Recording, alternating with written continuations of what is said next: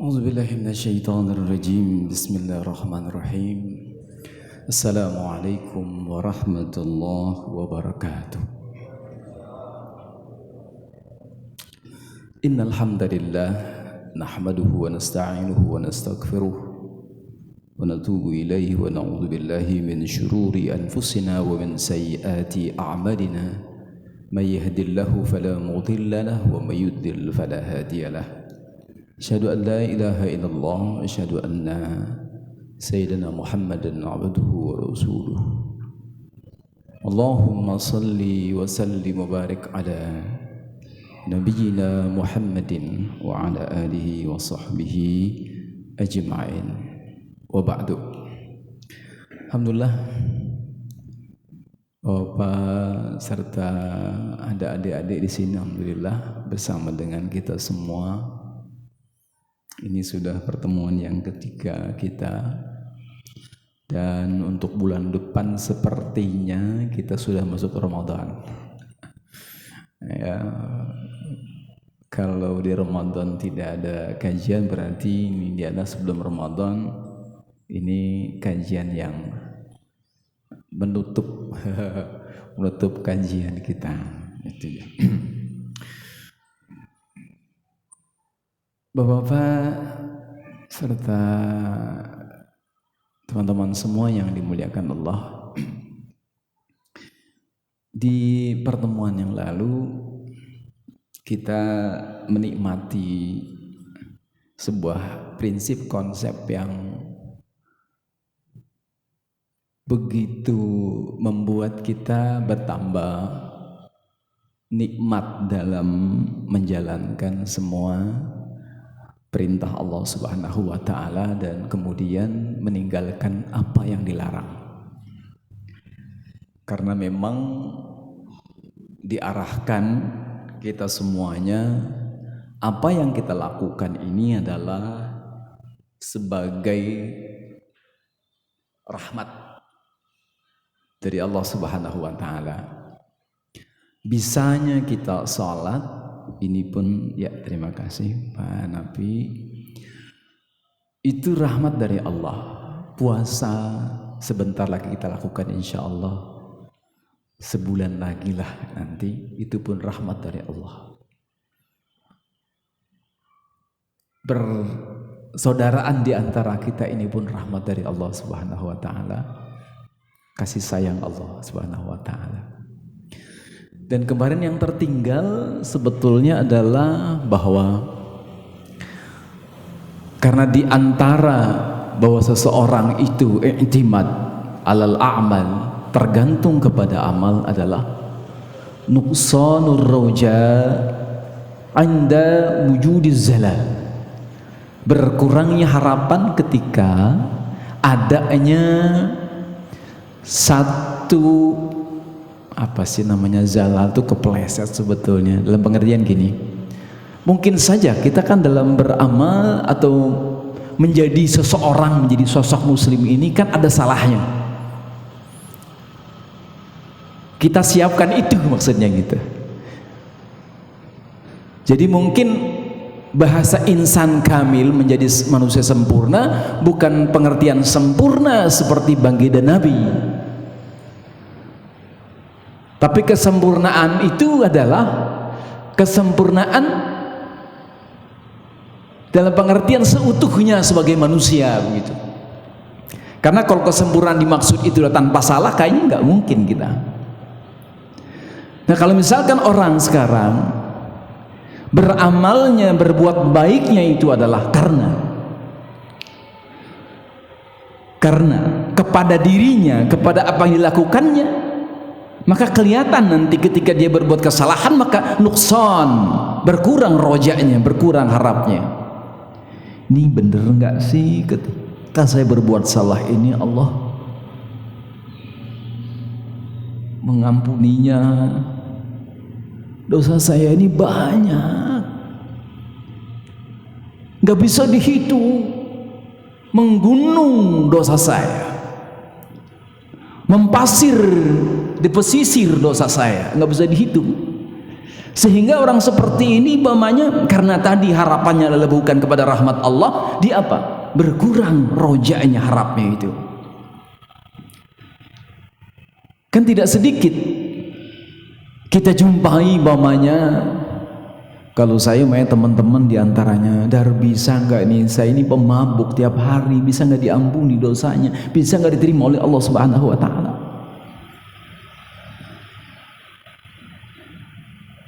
Ini hal-hal begini akhirnya apa? Menghalangi kita untuk berbuat baik kembali.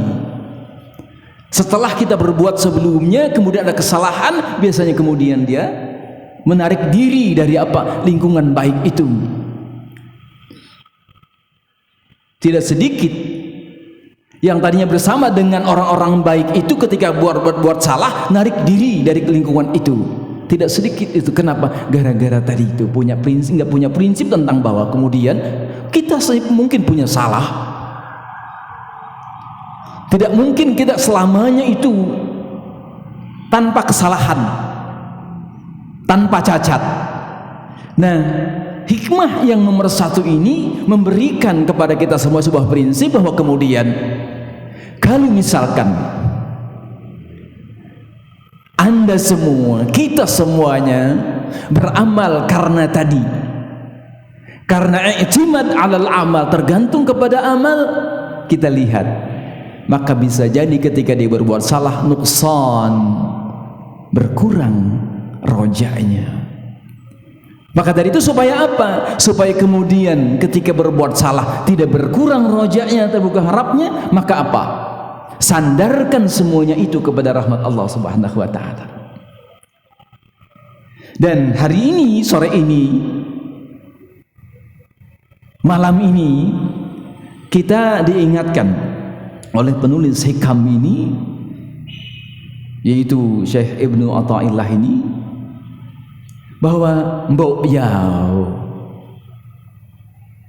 ya, ketika Anda berbuat baik, rahmat Allah. Mohon maaf, ketika salah pun ada rahmat Allah di situ. Ada rahmat Allah di situ. Apa itu rahmatnya? Ampunan Allah Subhanahu Wa Taala. Ampunan Allah Subhanahu Wa Taala itu rahmat Allah, itu kasih sayang Allah kepada kita. Kasih sayang Allah berupa ampunan kepada orang berbuat salah. Ini kan jadinya lurus, kita dapat exit pointnya, dapat poin keluarnya dari ketika berbuat salah itu. Ternyata kalau harapannya kepada Allah, ternyata rahmat itu ada pada ampunan Allah Subhanahu Wa Taala. Makanya di dalam Al-Quran kita menemukan banyak tempat Allah menyebutnya Ghafurur Rahim. Ghafur, Maha Pengampun, Rahim, Maha Penyayang. Ketika umpamanya saudara-saudari Yusuf di surat Yusuf ini meminta ampun, kurang lebih beginilah, dosa saya ini banyak, dosa kami banyak, inna kunna lakhatiin, sesungguhnya kami ini salah. Jawab Nabi Yusuf apa? Qala la tathriba al-yawm yaghfirullahu lakum wa huwa arhamur rahimin. Bayangkan, yaghfirullahu lakum, Allah mengampuni kalian. Dan kemudian kalimat terakhirnya wa huwa arhamur rahimin, dia adalah Maha Pengasih, Maha Penyayang. Jadi ampunan kepada kita semua yang berbuat salah inilah itu rahmat Allah. Bapak dan teman-teman semua yang dimuliakan Allah Subhanahu Wa Taala, maka bagi siapa saja dia bersalah dan tahu bahwa Allah itu adalah Maha Pengasih, Maha Penyayang, maka jangan pernah putus asa dengan kesalahan. Saya sering mengilustrasikan begini, kenapa ya Allah itu, ini kisah ini kan masyhur, ini dijumpai di hadis Riyadhus Shalihin. Apa kisahnya? Ingat ketika orang membawa punya unta dan unta itu syarat dengan muatan, hilang. Kemudian dicari ke sana sini nggak ada, dia duduk karena lelah mencari unta yang hilang tadi. Ketika lelah itu datanglah unta itu yang dicari-cari. Bahagia tidak? Bahagia. Kenapa? Karena unta yang dicarinya itu ada. Dan Allah Subhanahu wa ta'ala bahagianya menerima seseorang atau datangnya seseorang untuk bertaubat lebih bahagia ketimbang orang yang kehilangan untanya itu. Bayangkan itu. Saya ilustrasinya begini, kalau orang berbuat salah itu, kalau misalkan ada grafik begitu, yang berdosa itu katakanlah bukan plus lah di atas, jadi ini 0, ini umur ke sini begini kan ya, ini 0 di tengah, ini bawah 0, ini minus, ini tentu waktu, dan ke atas ini prestasinya gitu. Orang yang bertaubat itu orang yang kemudian dia terus berharap kepada Allah Subhanahu wa taala, ibarat dia di bawah 0, bisa minus, minus 1, minus 2, minus 3. Ketika dia bertobat, maka kemudian apa? Dia menjadi 0. Taruhlah tadinya dia di minus 3, menjadi 0, berapa langkah itu? 3 langkah dia lalui. Walaupun dari minus 3 itu menjadi 0, dan itu ada 3 langkah, Allah hargai 3 langkah itu. Walaupun baru sampai di 0, baru sampai di 0, belum kemudian di plus. Saya ilustrasikan begitu. Sehingga apa? Orang yang berbuat salah itu jangan pernah putus asa, karena ada rahmat Allah Subhanahu wa taala. Karena interaksi dengan Allah kita, orientasinya adalah rahmat Allah, maka kita dapat itu. Dan kita pun insya Allah yang tahu persis bahwa kemudian kita sekarang melakukan kebaikan, menjadi orang, berusaha menjadi orang baik adalah rahmat Allah, maka kemudian apa? Muncul sikap di dalam diri tidak pernah menyalahkan orang. Dalam dirinya itu nggak muncul sikap untuk memvonis. Maka sampailah kemudian nahnu du'at walasna qudat. Kami ini adalah penyeru, bukannya hakim. Untuk menentukan baik buruknya, benar salahnya, itu hakim. Sampai itu di situ. Sehingga sampai juga umpamanya sikap mental kita ketika Allah Subhanahu wa taala menyebutkan wa ibadur rahmanil ladzina yamshuna 'alal ardi hauna. Hamba Allah itu adalah alladzina yamshuna 'alal ardi haunan, ketika berjalan di atas bumi haunan, rendah hati.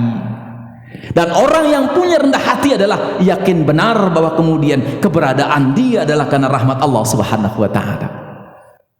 Beramalnya dia karena rahmat Allah Subhanahu wa taala, taatnya dia karena Allah Subhanahu wa taala. Semua pendek kata adalah buah dari rahmat Allah Subhanahu wa taala. Sehingga apa? Di dalam dirinya tertanam bahwa kemudian apa yang saya lakukan bukan karena saya, bukan karena hebatnya saya, tapi karena apa? Karena Allah Subhanahu wa taala. Di situ letaknya. Di situ letak nikmatnya hikmah yang pertama ini.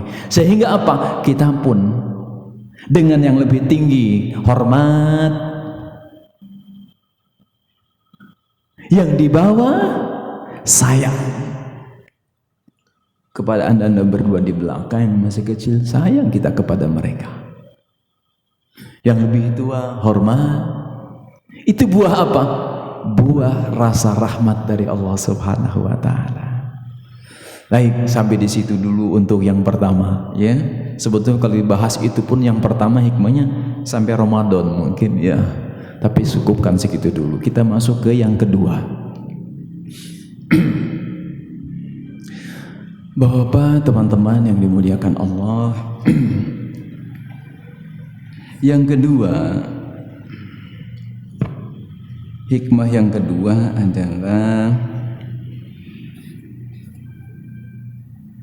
ini serius ya, bahasanya juga bukan bahasa yang biasa, karena memang ini boleh dibilang quote lah begitu ya, tapi memang bermakna luar biasa. Karena orang-orang yang bikin quote itu biasanya memang dipilih kata-kata yang indah, kata-kata yang maknanya itu dalam. Biasanya begitu, bukan kata-kata biasa. Memahaminya itu perlu mikir gitu. Perlu mikir gitu, karena katanya pun dipilih kata-kata yang memang memiliki seni bahasa tersendiri. Yang kedua adalah begini, iradatuka at-tajrid ma'a ikumatillahi iyyaka fil asbab min asy-syahwatil khafiyyah wa iradatuka al-asbab ma'a ikumatillah iyyaka fi tajrid inhitatun anil himatil 'aliyah. Itu. Ini kalau misalkan bapak-bapak menerjemahkan pakai Google Translate, ini pasti berantakan ini. Berantakan, karena memang menggunakan bahasanya bukan bahasa biasa. Sehingga saya mencoba mengunyah-ngunyahnya ini, ya. Saya harus membaca berbagai macam buku dan terjemahan supaya tepat, supaya pas maunya apa. Jadi begini kurang lebih, kurlab lah ini, ya.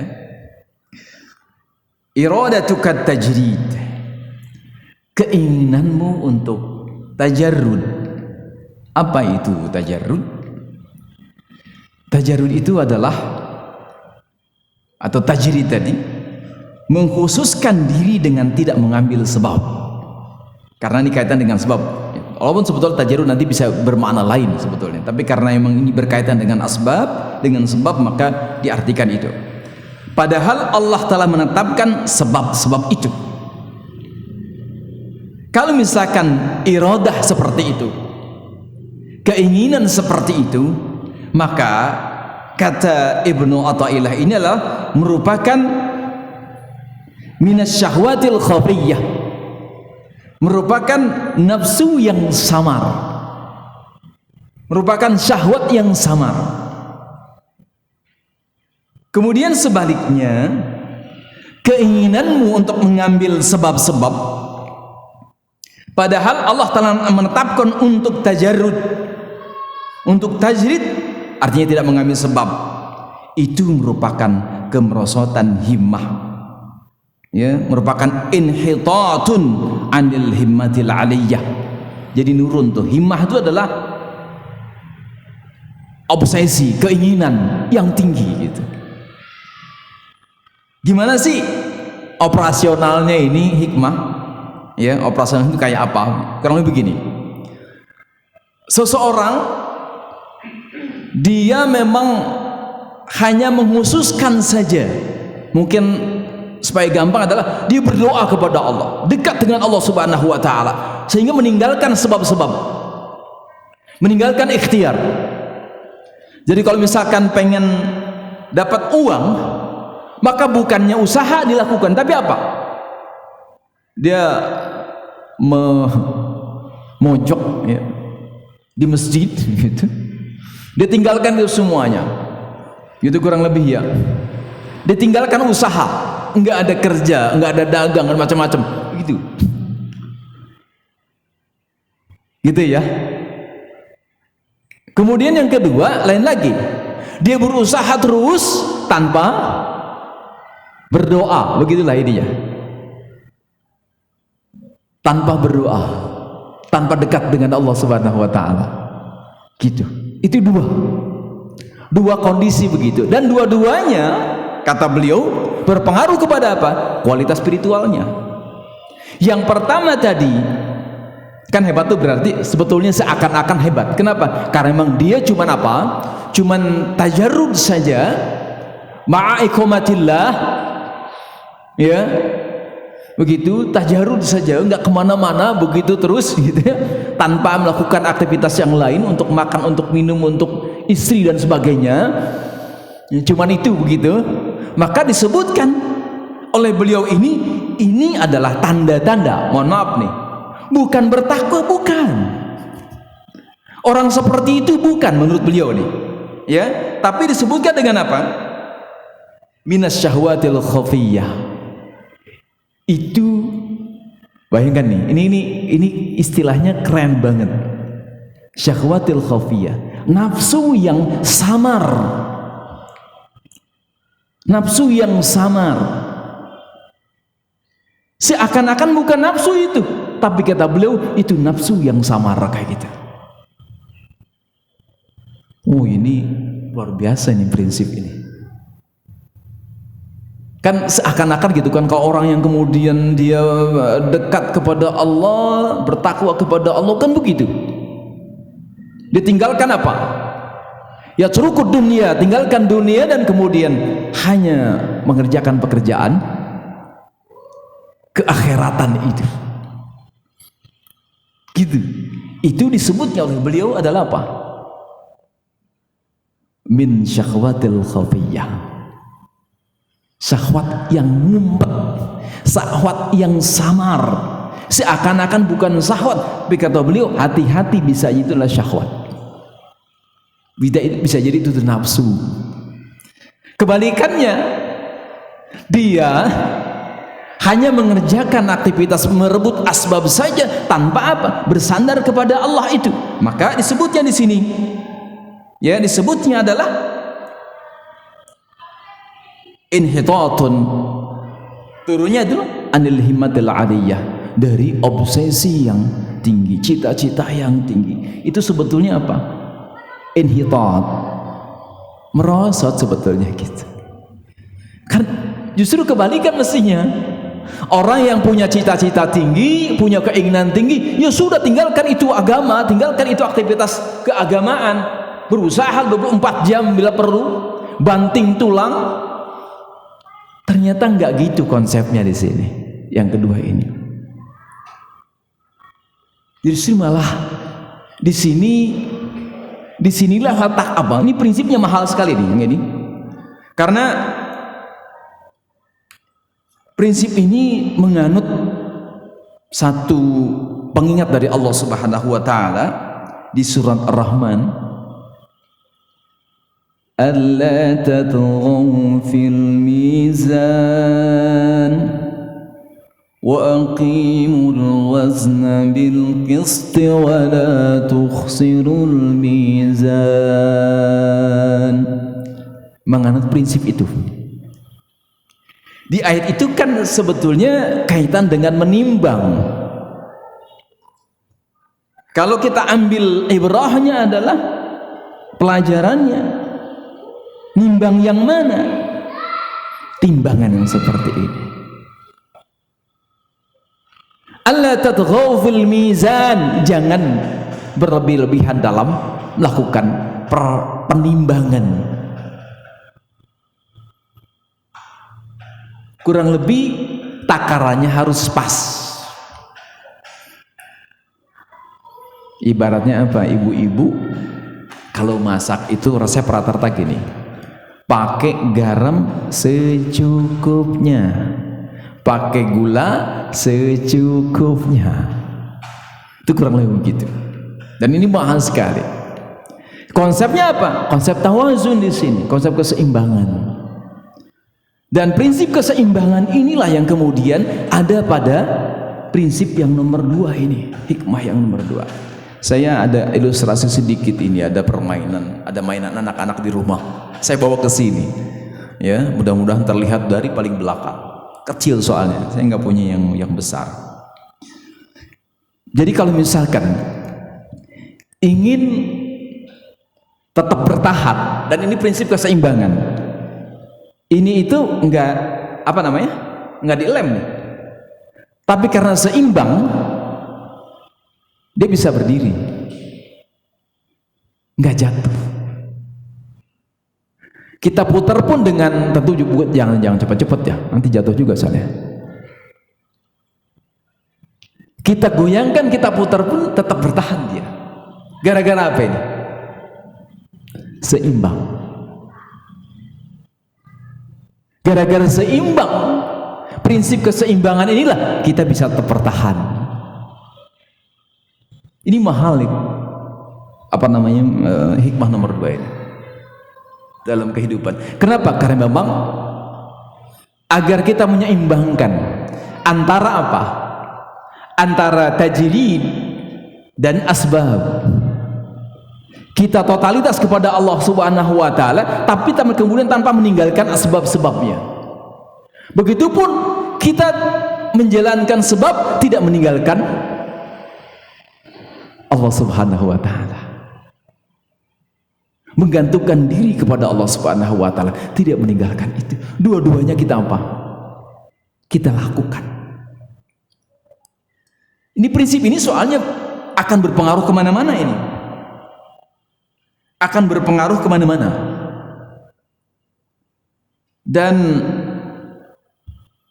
hikmah nomor 2 ini itu membongkar, memperbaiki pandangan bahwa kemudian, ya kan, profil hamba Allah itu adalah profil yang hanya di tempat-tempat tertentu. Itu bukan itu ternyata profilnya. Profilnya hamba Allah itu ada juga di pasar, ada juga di kantor, ada di sekolah, ada di ladang, ada di sawah, ada di mana-mana profil hamba Allah itu. Dan kebalikannya, bukan sekedar di pasar, bukan sekedar di kantor, bukan sekedar di ladang sawah, di laut dan sebagainya, bukan. Dia pun kemudian apa? Ada di jajaran, ada saf-saf salat. Bahkan di rumahnya pun ada mihrab untuk dia meletakkan yang tertinggi, yang terhormat di bagian manusia ini. Kemana? Ke tempat berpijaknya bumi. Gitu profil orang yang soleh itu, ternyata itu menyeimbangkan itu. Sehingga aspek keseimbangan ini tadi resikonya sudah beliau sebutkan. Kalau tidak bisa seimbang, dia dihinggapi oleh apa? Penyakit hati, syahwat yang samar tadi, atau kemudian apa? Dia sebetulnya nurun tingkat apa? Tingkat himmahnya begitu. Sedang menurun sebetulnya dia begitu. Itu risiko yang kemudian ditanggung secara kejiwaannya, dia ditanggung itu. Tapi kemudian secara sosial kita bisa lihat namanya. Seimbang inilah yang membuat agama ini, Islam ini itu meramaikan bukan sekedar dunia, tapi juga langit pun ramai. Dengan apa? Sekarang saja, tadi kita sholat, langit ini ramai. Ramai oleh apa? Setiap baca Fatihah, maka Allah Subhanahu wa taala menjawab, hambaku telah memujiku. Ramai itu. Malaikat ramai mencatat amal perbuatan yang dikerjakan barusan tadi. Nanti Isa juga dicatat begitu. Ramai perbuatan itu. Langit ramai, bumi pun akan ramai juga.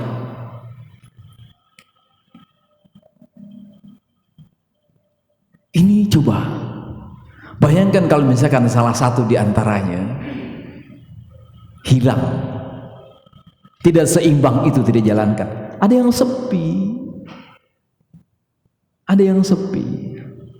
Maka ilustrasinya gimana kalau misalkan sekarang supaya sholat masjid industri ini banyak, gimana satu orang kalau sholat sekali dikasih uang 50.000, sholat satu waktu 50.000 di industri ini, insya Allah ramai kayaknya.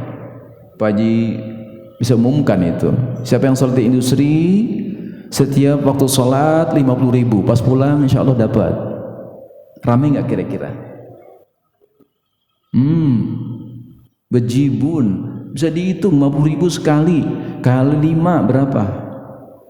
250.000 dalam sehari semalam kali sebulan berapa? Ya kan? Sebulan 30, 1,5, 1,5, 7,5 juta. Ayo, Kira-kira ada nggak jualan sayuran?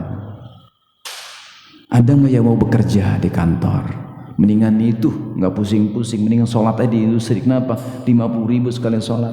Ramai masjid, tapi pasar kosong, kantor kosong, dan seterusnya. Kebalikannya, kalau misalkan hanya dunia saja, asbab saja diambil, sepi ini masjid.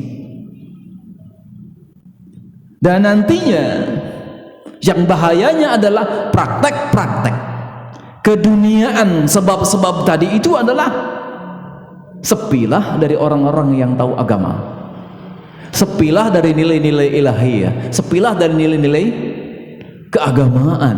Sepi itu semuanya, sepi.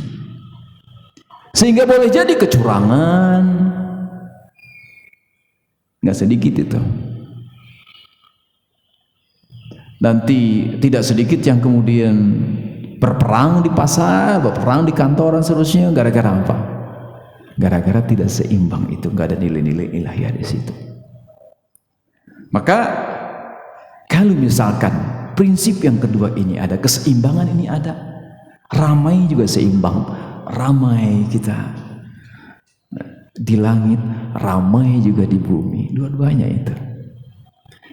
Kita nggak kebayang kalau misalkan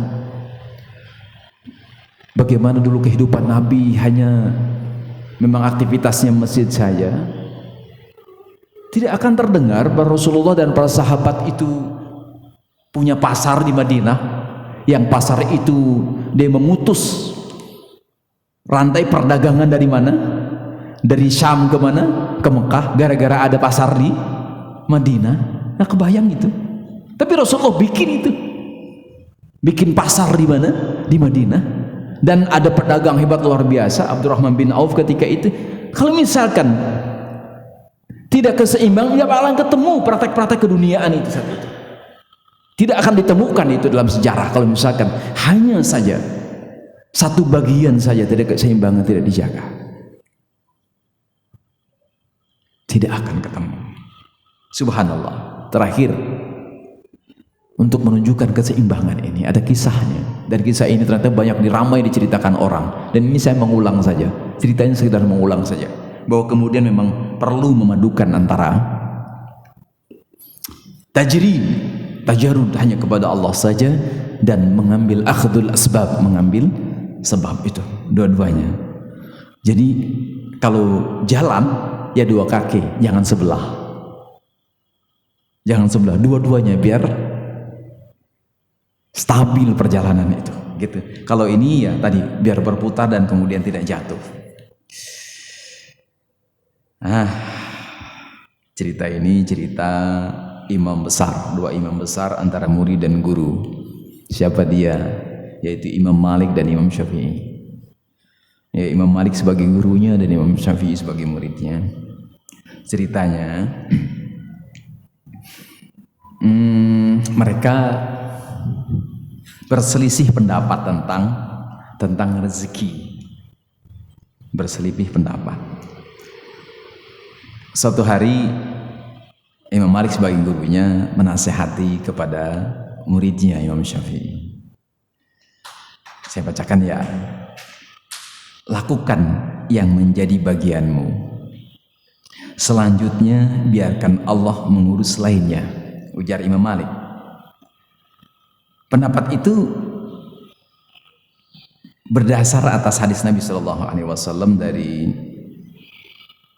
Umar bin Khattab radhiyallahu anhu an Nabi SAW annahu qala law annakum kuntum tawakkaluna 'ala Allahi haqqa tawakkulihi la razaqakum kama yarzuqut tayr yaghdu khisaman taruhu bitanan. Andai kalian bertawakal kepada Allah sebenar-benarnya tawakal, niscaya Allah akan berikan rezeki kepada kalian sebagaimana Dia memberikan rezeki kepada burung yang pergi dalam keadaan lapar lalu pulang dalam keadaan kenyang. Riwayat Ahmad sahih. Nah, itu kata gurunya. Imam Syafi'i sebagai muridnya berbeda pendapat. Kata Imam Syafi'i, seandainya burung tersebut tidak keluar dari sangkar, niscaya ia tidak akan mendapat rezeki. Sehingga baginya untuk mendapat rezeki dibutuhkan usaha dan kerja keras, bukan datang sendiri tapi harus dicari. Kata Imam Syafi'i begitu. Wahai guru, seandainya seekor burung tidak keluar dari sangkarnya, bagaimana mungkin ia akan mendapatkan rezeki? Demikian sangka Imam Syafi'i. Keduanya tetap pada pendapat masing-masing, kan beda tuh. Tapi tak nampak rasa kesal dan benci satu sama lain di antara mereka itu. Perbedaan pandangan itu. Hingga pada suatu hari Imam Syafi'i berjalan-jalan, ia melihat sekelompok orang tengah memanen buah anggur. Ini ada buah anggur, buah tamar ini dalam riwayat, ya. Qala waqilah, ini masalah anggur dan tamar, masalah anggur atau kemudian kurma. Yang jelas pokoknya dia manen buah ya gitu. Tanpa diminta, Imam Syafi'i berinisiatif membantu mereka. Setelah selesai, ia diberikan beberapa ikat anggur sebagai imbalan. Nah, kejadian ini mengingatkan Imam Syafi'i tentang pendapatnya seputar kemarin itu, ya, seputar rezeki. Kemudian apa? Pendapatnya terbukti dengan dirinya yang berinisiatif membantu sekelompok orang tadi. Jika ia tidak berusaha membantu, tentu ia tidak akan mendapat beberapa ikat anggur. Begitu kan? Mengiyakan pendapat apa? Pendapat sebelumnya. Nah, kemudian Imam Syafi'i senang luar biasa kan? Pendapatnya mendapatkan konteksnya, dia dapat.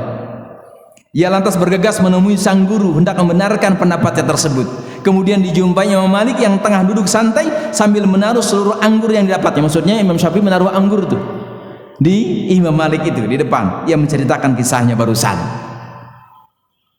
sambil berkata begini, seandainya saya tidak keluar pondok dan melakukan sesuatu, tentu saja anggur itu tidak akan pernah sampai di tangan saya, kata Imam Syafi'i. Dengar begini, Imam Malik malah tersenyum.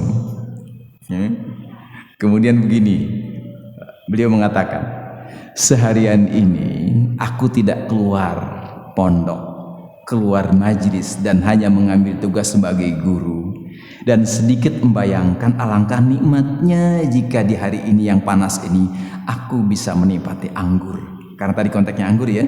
Tiba-tiba engkau datang sambil membawa anggur untukku. Bukankah ini juga bagian dari rezeki yang datang tanpa sebab?